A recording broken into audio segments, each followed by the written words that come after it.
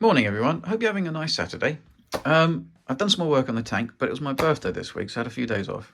We went down Tank Museum, and my wife and kids bought me this. There's a new machine at the Tank Museum that can vend cups and stuff and, diaries and that, personalised. So they got one with Mr. Tank a lot written on. And it's nice, it works. But the funny thing is, they got it wrong down Tank Museum, and I won't name names, but they accidentally put it on a diary, which I think it's a new thing. It's a new thing. So, yeah, so I've got this as well, but I don't really want this, so I might work out how I can give this away on YouTube. I don't know. I think it's something. You might also hear my kids today because they're at home and they're both completely hyper.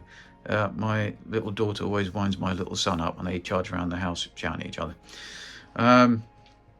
So, yeah, what I've done this week is add some more bits from the trumpeter kit. It's all pretty straightforward. I'm not going to put many pictures up at the end of this video, and I'm going to try and keep it short because it does worry me. I'm boring you all to death.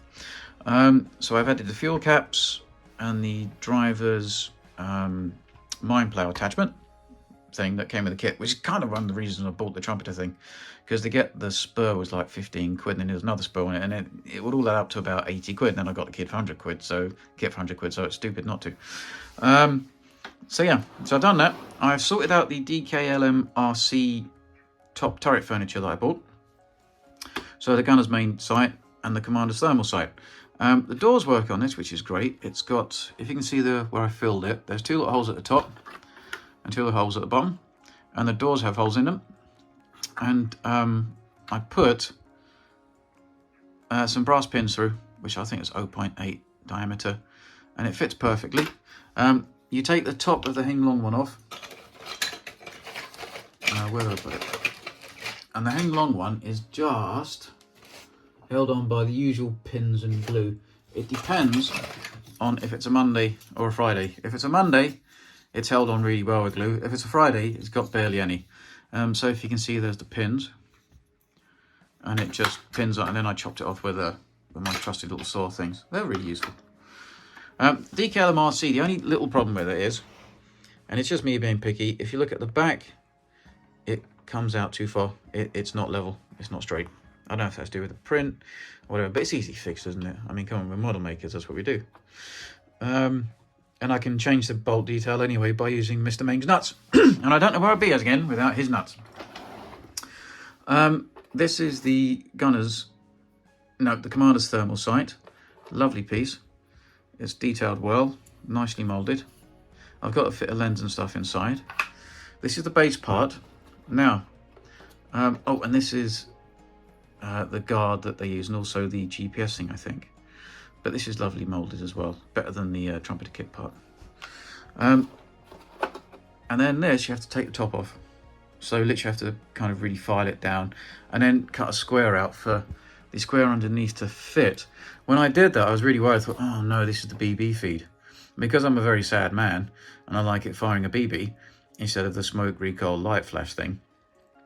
I'm sure that wasn't taken into account, because most people who fit all this stuff do it with the other recoil. But the great thing is, the bottom of this completely bungs up that hole to a point where there's not enough gap for the BB to fall out. So I don't know if that was intentional, or it was just a lucky coincidence. So let's put that back on.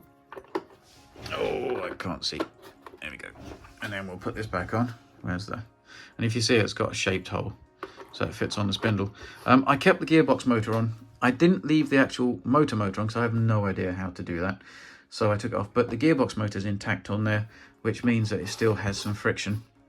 And also the bolts for the gearbox motor onto the engine I've left in situ, which is held in place by being screwed onto the actual bottom mount, so we don't lose them. And then if I wanted to work out how to do that at some point, maybe I could. This is why I want to work out if I can put this on without sticking it, so I could do it again at a later date. This is all you know about. I added this little bit of trumpeter detail, which is the loader's hatch stopper. And I think that's all on the front of it. Most of the stuff I did this week was on the rear. So, if you have a look, I'm going to try and rush this, I don't want to bore you. It's all this. Because on the Abrams M1A2 SEP V2, that's a mouthful, isn't it? It has all this hinge detail here, and these are different boxes. And that is where the fuel cap used to be. And then this detail is really handy. This was something else in the trumpeter kit, which held up a box on here, which is not needed. It's exactly the same shape as what they use for the hinges on here. So that's my son, I told you, the bonkers. I've put the trumpeter guards on, with also the rear lights. It's a shame I won't be able to use them lit anymore because it's solid plastic and they don't have lenses. But I think the detail's better than having it lit. So that's the trumpeter kit bit, trumpeter kit, the lights. I detailed the inside, so it's probably not quite right, but it's just something to look at. I really don't like these, there we go, iPhones now. The old iPhone I had was much better camera, it just took pictures, it didn't do anything fancy, which is really what you want. You can use your own zoom, can't you? So there's that, and on that side,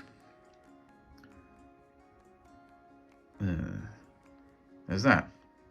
I put the boxes on. These are trumpeter, and they work well. The handle's okay. If you thin them down, they look okay. They're quite good. And these are just stuck on in the right place. It's a little bit too big, but I wasn't going to change it.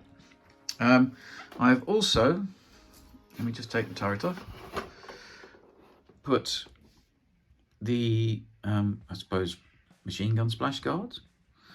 That's the trumpeter kit bit, which I've pinned on because I need to do all of the anti-slip yet, and that goes straight across from anti-slip. This one I made myself. This is the little bilge pump that's in the tank. Weird, isn't it? And I stupidly, let me put this just back on a minute. I stupidly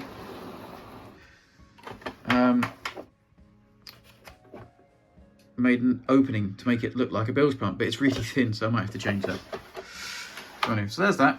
And yeah, so like I said, it's a shame about the rear lights, but you know, it looks more detailed.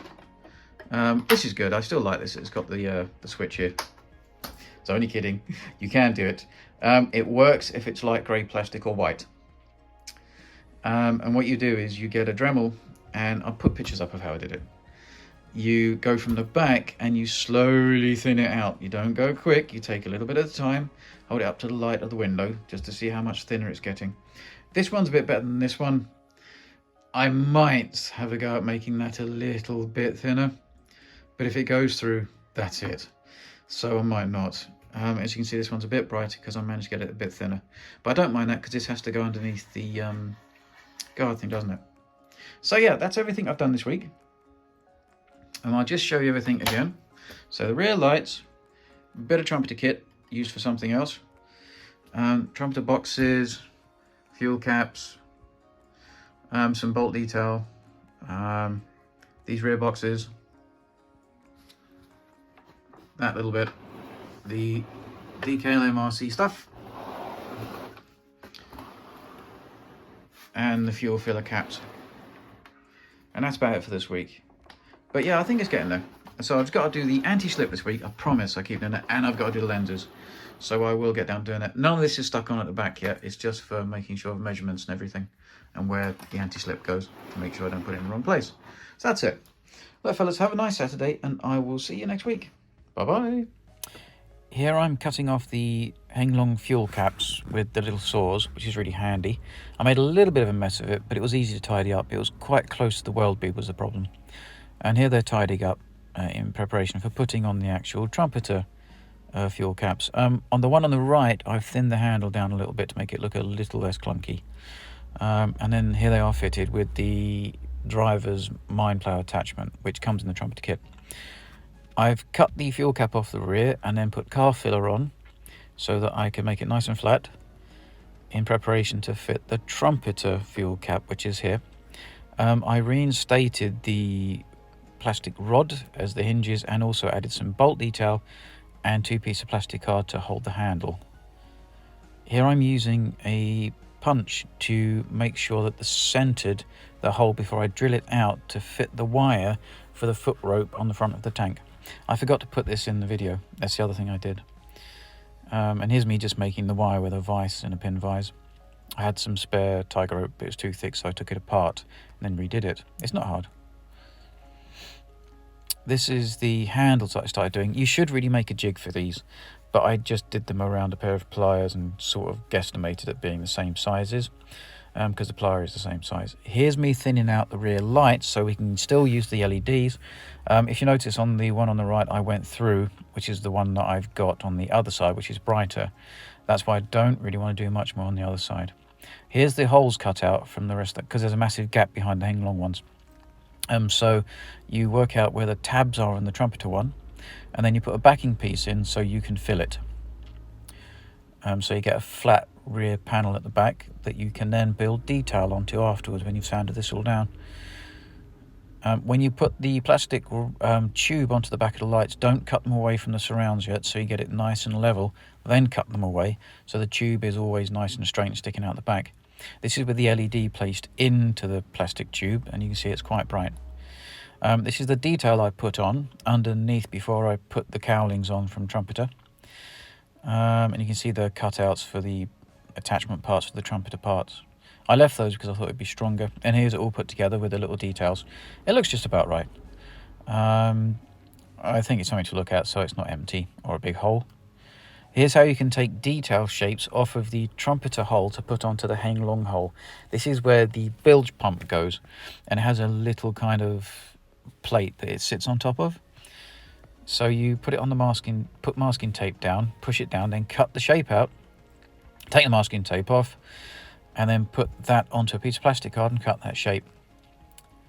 And then you've got the right placing as well for the attachment point for the trumpeter part into the hole on the Heng Long tank. And here you can see it placed on the Heng Long tank. And this is the bilge pump. And I shouldn't have done that. That should be a much smaller hole, so I might change that. It should be very thin. This is the rear hinges on the very aftermost box on the back of the main hole where the fuel cap used to be. I'm in two minds about this. I might have to remake this in something stronger. When you take the back of the tank off, it just lifts up. The hinges come up on the back of the tank, and then the rear bit on the back of the tank stays there. It's the only way I could think of doing it to keep it the right length. I also pinned it. This is how to make the hinges so they're exactly the same place. Don't try and do two little hinges. Just do one big large piece of rod, and then cut that rod for the length of hinge that you want, and then you get two hinges that are exactly in the same place, rather than one being slightly higher than the other. And if you hear, they're all level. And there's the other handles and bolt detail that goes on top of that. Here's the trumpeter box. I think that's for the tank intercom. And then you have to take off all of the Heng Long detail so you can fit this little box. And then there's another kind of conduit piece in square plastic section that you cut off, and then you just add it on, and it looks quite neat and tidy. And then there's the larger box fitted at the bottom. It's a bit too big, but I'm not going to fuss about with that. And that's basically all I did for this week. Look, have a lovely weekend, and I'll get more done for next week.